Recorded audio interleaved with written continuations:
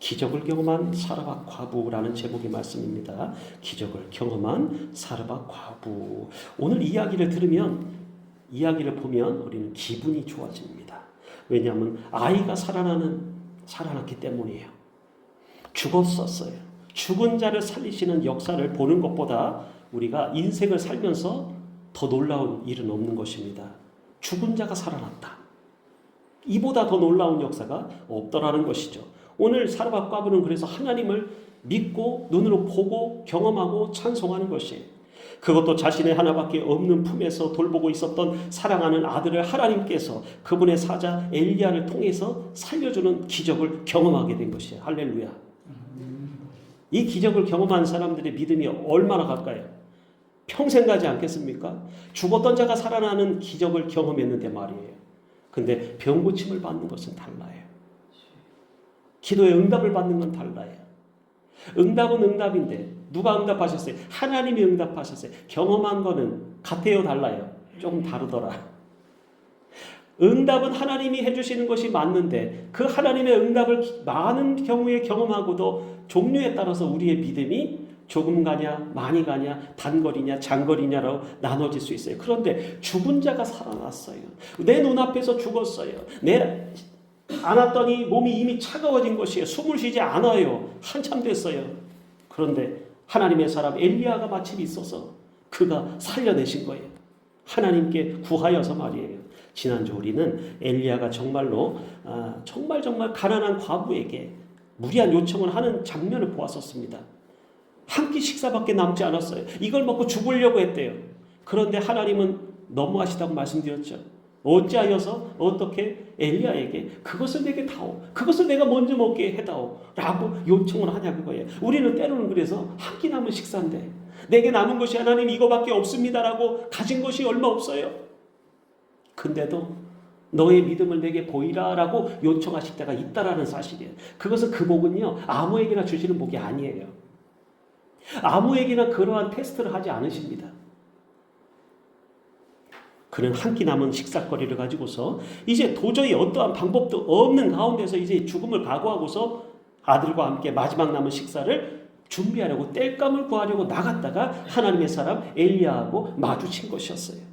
엘리야 또한 까마귀가 물어다주는 음식을 먹다가 고기를 먹다가 하나님께 명을 받아서 그것도 어디로 가요? 가장 가난한, 왜 가난한 곳으로 보내셨습니까? 부잣집에 보내실 수는 없었겠습니까? 관원의 집에 보내실 수는 없었겠습니까? 충분히 보내실 수가 있으셨죠. 그럼에도 불구하고 하나님은 가장 굶주리고 헐벗은 그 가정으로 보내신 이유가 있었다 없었다? 지난주의 말씀에 있으셨다. 그 말씀도 볼 것이, 하나님의 섭리가 감사한 것은 엘리야를 이들이 못 만났다면 어떻게 됐어요? 한 끼 먹고 죽는 것이에요. 가뭄이 들었어요. 비가 오지 않아요. 그들 과부와 아들은 곧 굶어 죽었을 것이 자명합니다. 그 시대 때 이것은요 그들의 가정뿐만이 아니라 많은 가정들이 어려웠다라는 것을 뜻하고 있어요. 하지만 하나님이 가장 위급한 상황에 처한 그 여인과 아들을 그냥 방관치 아니하셨다라는 것이 놀랍습니다. 일부러 그의 가정에 하나님의 사람을 보낸 것이었다라는 것이요. 일부러 가장 불쌍하게 정말 처량하다 못해서 부모가 자식을 품에 안고 있는데 그 아이가 얼마나 몇 살인지는 잘 모르겠지만 그 아이는 어미가 없이는 살 수가 없는 관계라고 말씀드렸어요. 그 시간만을 기다리고 있었어요. 죽음의 시간이에요. 이제 끝났다. 더 이상 팔 것도 없고 살 수 있는 돈도 없고 일해서 먹고 살 수도 없고 아이를 내가 돌보지 않으면 아이가 죽게 생겼는데, 그러니까 그 어미는 한 끼 남은 식사를 먹고 이제 될 대로 되라 이러고 있었다라는 것이죠. 그 슬픈, 보기에도 그 슬픈 가난한 슬픈 과부에게 보냈다라는 것이에요. 그리고 엘리야의 말대로 하나님의 사람에게 먼저 먹을 것을 가져와서 먹게 합니다. 이때 엘리야가 하나님의 말씀을 이렇게 전하죠. 나 야훼가 비를 지면에 내리는 날까지 그 통의 가루가 없어지지 아니하고 그 병의 기름이 사라지지 아니하겠다. 그 가루가 통에서 떨어지지 아니하고 기름병의 기름이 사라지지 아니하겠다라는 거예요. 새롭게 하소서의 프로그램에 그 어느 남자 성도님이 나와서 자신의 어릴 적 가정 이야기를 들려주는데, 특별히 그 가정은 그 아버지가 하나님께 충성도가 굉장히 높은 사람이었대요. 그래가지고 교회에서 일만 뭐 필요한 게 있으면 집에 것을 다 팔아가지고서라도 당장에 그냥 교회에다가 막 바치고 이랬던 분이세요. 그런데 하루는 그의 어머니가 아버지한테 진짜 쌀이 떨어졌어요 라고 말했어요. 이제 먹을 것이 없어요. 쌀이 없어요. 뭐 쌀을 살 돈도 없다라는 것이죠. 아버지 왈 걱정하지 말라고. 이분은 툭 하면 걱정하지 말라가 이제 저기 멘트예요. 걱정하지 말고 기도와 간구로 너희 구할 것을 구하라. 막 이러는 것이에요. 아버지의 신앙은 좋은 거 알아요. 그 아들이 속으로. 그 엄마도 참 걱정스럽네. 아버지의 면상을 보니까 걱정스러운 거예요. 예? 아니 나가가지고 일을 해가지고 일을 안 한다는 건 아니었어요. 그런데 가난한 것이, 가지고 있는 것이 떨어지는 것이 그럴 때가 있죠. 그런데 이제는 정말 한 끼 식사할 돈도 없고 쌀통에 쌀이 딱 떨어져 버렸어요. 아니 눌렀는데 안 나오는 것이, 옛날에 그 쌀통이 있었죠. 안 나와요. 털어도 안 나와요. 그러니 아버지가 잠깐만 기다려보라고, 걱정하지 말라고. 그러더니 부엌으로 가가지고 쌀통에 손을 얹고 기도를 하는 거예요. 주여 믿습니다. 하나님의 기적의 역사가 일어날 줄 믿습니다. 자, 어떻게 됐을까요? 뒤에서 물끄러미 바라보고 있는 그 따가운 시선이 있었겠죠. 뒤통수에서. 왜? 어머니도 아들도 팔짱을 끼고 쳐다보고 있었다. 참 신기한 아버지시네. 그리고 나서 아버지가 기세 등등하게 이제 들어와가지고 딱 하니 이제 팔짱을 끼고 앉은 거예요. 또 가서 한번 쌀을 내려봐라. 아이고, 한숨 쉬면서 엄마가 이제 쌀바구니를 가가지고 탁 눌렀는데 웬 거예요? 쌀이 쭈룩 하고 나오는 거예요. 아니 이게 어떻게 된 일이나? 아버지가 혹시 거기다가 쌀을 한 봉지 넣었나? 생각했겠죠. 없었어요. 쌀이 진짜 없었어요. 그런데 어느 날 갑자기 정말 말대로 했더니 쌀통에서 진짜 쌀이 나왔다는 거예요. 그 간증이에요. 새롭게 하소서에. 그리고 방에 들어와서 어머니 보고 신신당부를 합니다. 절대로 쌀통을 여보 열어보지 마세요. 쌀통의 뚜껑을 열어보지 말래요. 어머니는 소리를 질렀어요. 정말이네요. 쌀이 나와요 여보. 그리고 그들은 열흘인가 계속 쌀이 쌀통에서 나오길래 아버지가 없을 때 이제 살짝 궁금하잖아요. 쌀통에 이제 쌀이 얼마나 남았나 해가지고 아무도 없을 때 쌀통의 뚜껑을 열어봤답니다. 근데 깜짝 놀랐어요. 그 순간, 열어보는 순간 쌀이 한 바가지가 가만히가 쏟아져 나왔겠죠? 아니요. 그와 반대였어요. 쌀통에 쌀이 한 톨도 없더랍니다. 아니 방금 전까지 아침까지도 나오던 그 쌀통의 쌀이 내가 뚜껑을 열어보는 순간 쌀이 한 톨도 없는 것이에요. 사르밧 과부에게 바로 그러한 기적을 엘리야를 통해서 선포하셨다 그거예요. 하나님이 비를 내리시기 전까지는, 가뭄이 해소되기 전까지는 너희의 쌀통에 쌀이 없어지지 아니하겠고 기름병에 기름이 떨어지지 아니하겠다고 선포하신 거예요. 하나님의 말씀이 과부의 가정에 임하였던 것이다 그거예요. 그가 가서 하나님의 사람의 말대로 하였더니 그와 아들과 엘리야와 함께 여러 날 떨어지지 않고 먹었더라. 엘리야는 나그네였고 객이었어요. 손님이었어요. 자기들도 먹을 것이 없어서 이제 한 끼 먹을 것밖에 없었는데 한 끼도 풍족하지 않은 아주 조금이었어요. 그럼에도 불구하고 셋이서 이제 풍족하게 이제 먹었다라는 것이죠.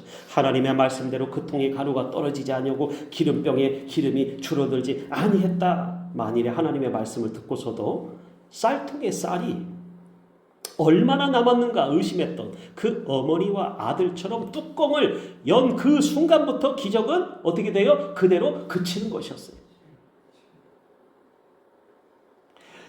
지금도 많은 사람들이 하나님께로부터 오는 말씀을 들어요. 들립니다. 귀는 열려 있으니까. 임종의 순간까지, 하늘나라 올라가는 날까지 제일 기관 중에 귀가 열려 있다고 하잖아요. 그래서 가갖고 복음을 전하는 거거든요. 병원에 가서도.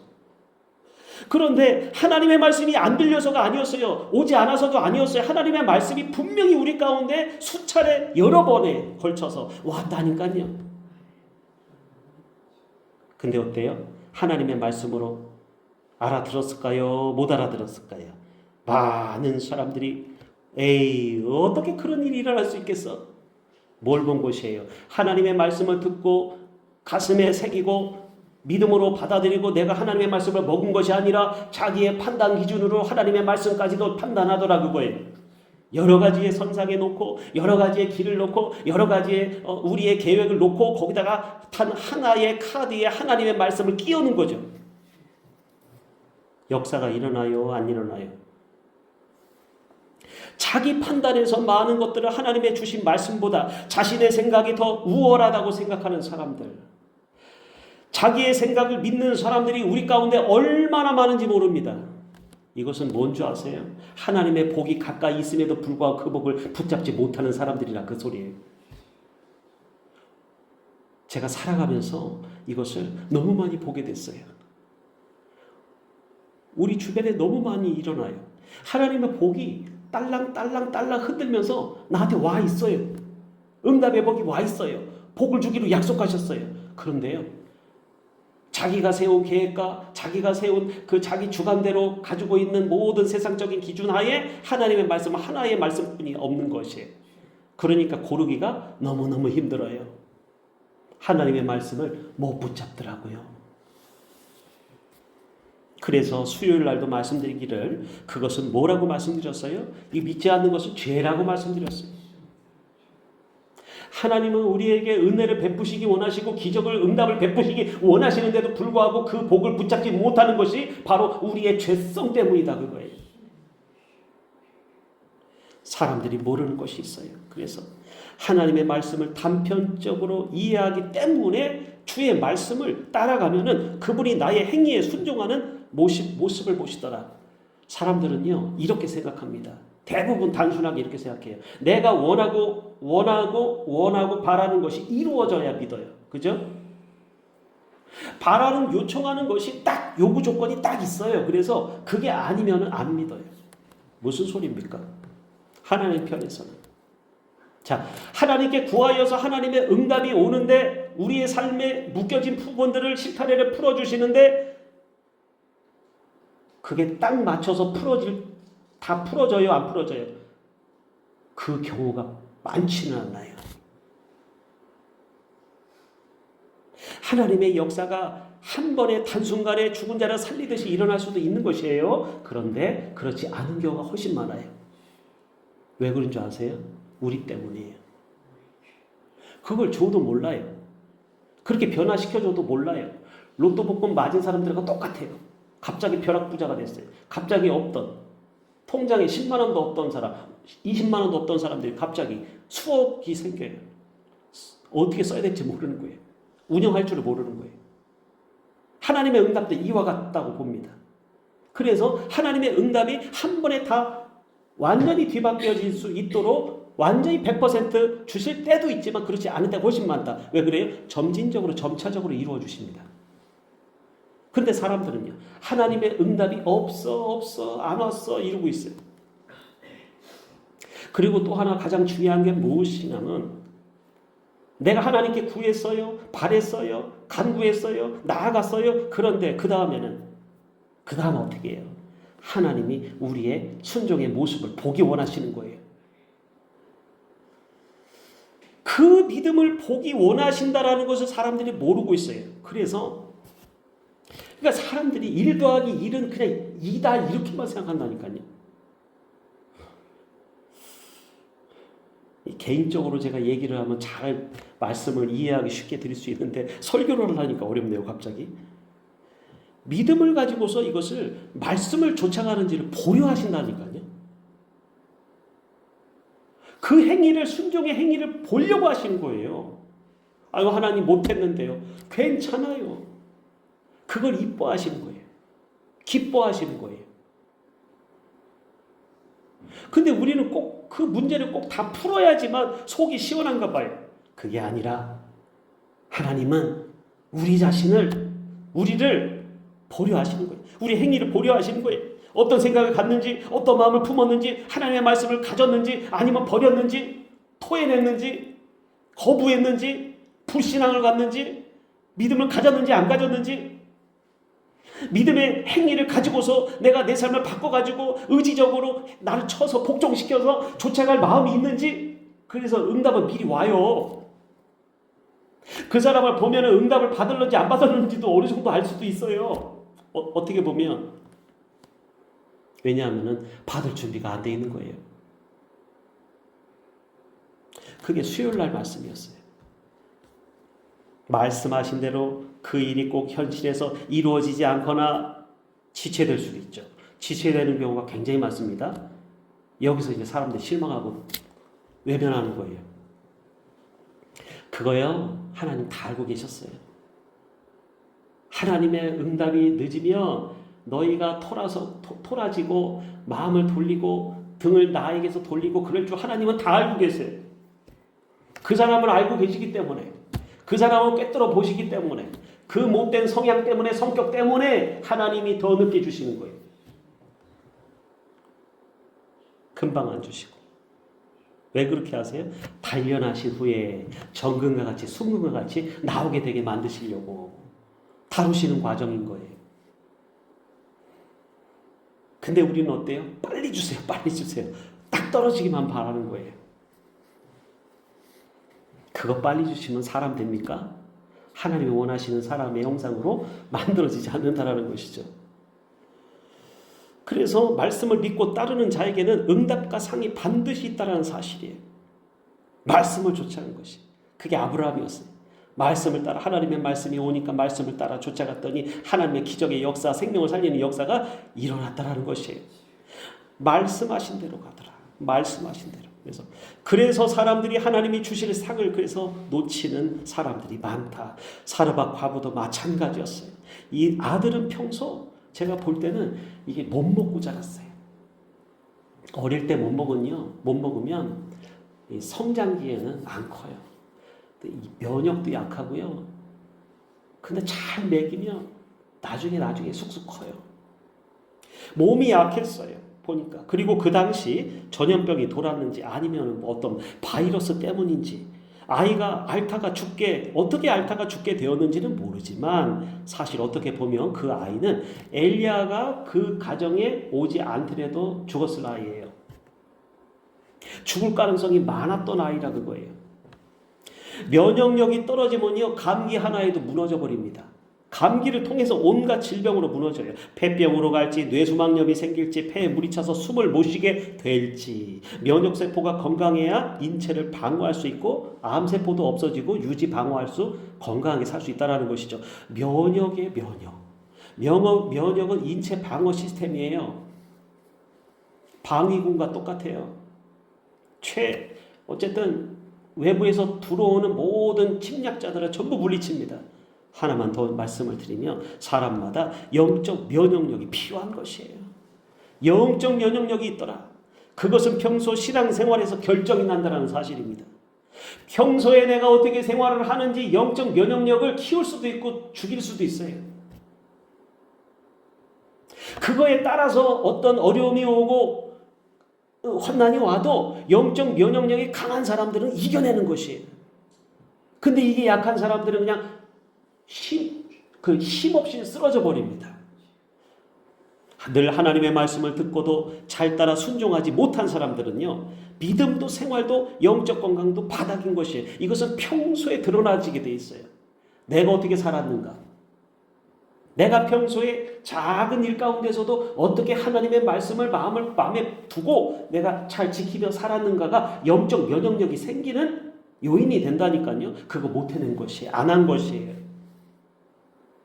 회피하거나 그거를 평소 때 잘했어 봐요. 그 영적 면역력이 생겨서 어려운 일이 닥쳐도, 큰 일이 닥쳐도 떨지 않고 능히 이길 수 있는 담력이 생긴다는 겁니다. 하지만 아무리 어려운 상황이 닥칠지라도 이렇게 영적 면역력이 건강한 사람들은요, 절대 포기하는 법이 없어요. 낙심하지 않아요. 현실의 어려움이 그들에게 영적으로 해가 되지 못합니다. 큰 파도도 그냥 부딪혀서 이겨낼 수 있다는 사실입니다. 과부의 아들이 죽었어요. 여인은 누구 하나 원망할 사람이 없기 때문에 갑자기 자기 집으로 들어온 하나님의 사람 엘리야를 탓할 수밖에 없었어요. 왜냐하면 아무도 없었기 때문에. 애도 죽었잖아요. 둘만 남은 것이. 당신이 나와 더불어 무슨 상관이 있기로 내 죄를 생각나게 하여서 또 내 아들을 죽게 하려고 이렇게 내게 오셨나이까? 라는 것이. 과부의 말이 좀 이상하죠. 왜 죄 없는 갑자기 엘리야에게 그 화살을 돌립니까? 그런데 자기 자신에게 이것을 돌리고 있다는 사실, 자기를 자책하고 있었어요. 과부는 왜 이런 말을 했을까요? 왜 그리고 엘리야를 탓했을까요? 과연 중간에 무슨 일이 있었을까? 생각을 해보니까 본문에는 그 어떤 일도 나오지가 않아요. 어떤 단서도 성경은 제공하지 않습니다. 과부가 이 말은요, 어떤 말이냐면, 당신 같은 하나님의 사람이 오니까 하나님 앞에 숨겨졌던 내 죄가 발각나서 결국 그 심판으로 말미암아 나의 아들이 죽은 것이 아니냐라는 자책의 말이었다 그거예요. 마치 한국 부모들처럼 말이에요. 그 말 잘못했다가 몇십 년 자기 자식을 죽였다. 내가 죽였어요. 내가 죽였어요. 했던 그 미국에 살던 한국인 어머니가 그 말을 듣고 폴리스가 와서 잡아갔잖아요. 살인죄로. 슬픔과 황망함을 말할 데가 없어서 엘리야에게라도 어떤 말이라도 하고 싶고 어떤 대답이라도 좀 듣고 싶었더라는 간절히 매달린 것이죠. 근데 아이는 죽었어요, 이미. 엘리야가 울며 슬퍼하는 여인을 진정시키고자 이렇게 행동을 합니다. 뭐 대꾸하지도 않아요. 아들을 내게 다오. 왜? 엘리야에게 임하셨던 하나님의 능력은 이 인간 세계에서 볼 수가 없는 능력이었어요. 생명의 주관자가 하나님이심을 엘리야는 너무나도 경험하고 자신을 통하여서 그 능력이 나간 것을 알고 경험했던 사람이기 때문에 누가 제일 많이 알아서 엘리야가 더 잘 알았어요.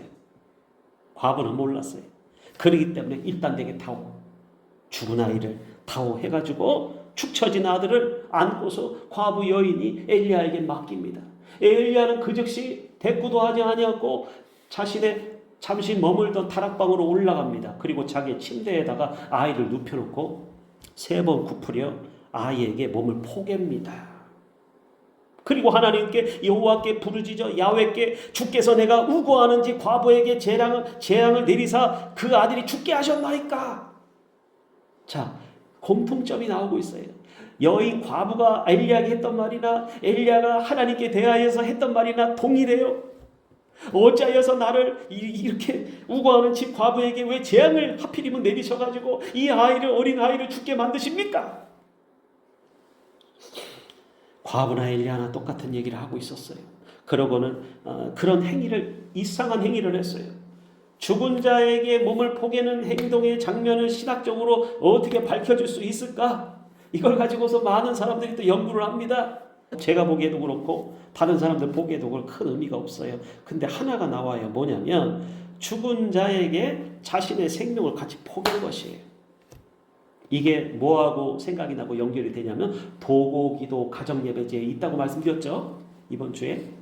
그래서 도고기도는 무엇인가? 남의 아픔을 나의 아픔으로 여기고 기도하는 것을 말한다고 말씀드렸어요. 그러듯이 엘리야가 아이의 죽음에 같이 자신의 생명을 포갠 것이에요. 자, 지난번 말씀드린 것처럼 그래서 남을 위해서 남의 아픔까지 느끼면서 엘리야가 간절히 하나님 앞에 부르짖었더니 엘리야가 하나님이 들으셨어요. 엘리야가 기도하는구나. 엘리야가 나를 찾는구나. 하나님이 엘리야의 간절한 기도를 들으심으로 아이의 영혼이 몸으로 돌아오게 되고 살아난지라 이렇게 돼 있어요. 하나님이 엘리야의 기도를 들으셨대요. 여러분의 기도를 듣는 하나님이 되시게끔 여러분이 그런 사람 되시기 바랍니다.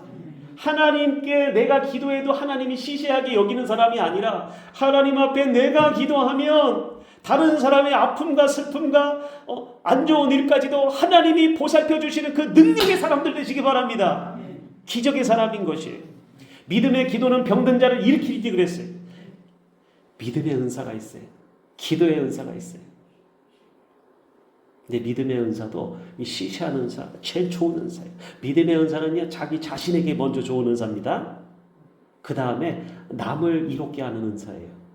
믿음의 은사를 가지면, 믿음의 은혜를 받으면 먼저는 내가 너무너무 좋아요. 그 다음은 남을 이롭게 할 수 있어요. 믿음의 기도는 그래서 능력의 은사일 수 있어요. 꼭 병 고치는 은사가 뿐이 아니라 믿음의 기도, 기도의 은사, 믿음의 은사 있는 사람들은 병도 고치고 남을 받게 하고 능력이 나타나게 되고 기적을 행합니다. 하나님이 그렇게 해주시는 것이죠. 그래서 아예 영혼이 몸으로 돌아온지라, 여기 혼이 되어 있는데 이것은 원어적으로 어쨌든 간에 다 그 혼이 아니라 영혼이에요. 영혼. 창세기서 말씀도 전에 새벽 예배 때 여러 차례 이 어려운 얘기를 했어요. 예. 엘리야가 그 아이를 안고서 내려와서 그의 어머니의 품에 다시 안겨주면서 이 말을 합니다. 내 아들이 살아났느니라. 할렐루야. 이게 뭡니까? 산자를 왜 죽은 자 가운데서 찾느냐라고 천사들이 그랬어요. 여인들에게. 예수님의 무덤가에 온 여인들에게 왜 산자를 죽은 자 가운데서 찾느냐, 살아계실 때 너희에게 갈릴리로 내가 먼저 가리라라고 했던 말을 기억하라. 이 내 아들이 살아났다, 이 한마디가 얼마나 큰 선언이냐 그거예요.